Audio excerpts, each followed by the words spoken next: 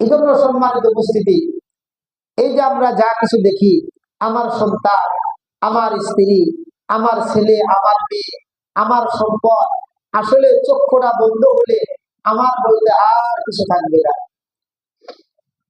আপনারা হয়তো জানেন কিনা, ফরিদপুর জেলা বাঁকড়া থানা একজন আইনজীবী, পাঁচতলা বিল্ডিং এর মালিক, অনেক বড় শিল্পপতি, লোকটা গভীর রাত্রে মারা গেছে। এখন গভীর রাত্রে যেহেতু মারা গেছেন, লাশ দাফন করার মতো তেমন একটা সুযোগ নাই।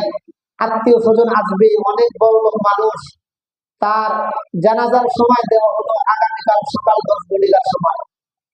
এখন এই লাশটা মসজিদ থেকে খাট নিয়ে এই লাশটা বাইরে বের করে পানি দিয়া ধৌত করাইয়া সারা রাত বারান্দার মধ্যে ফেলা রাখলো।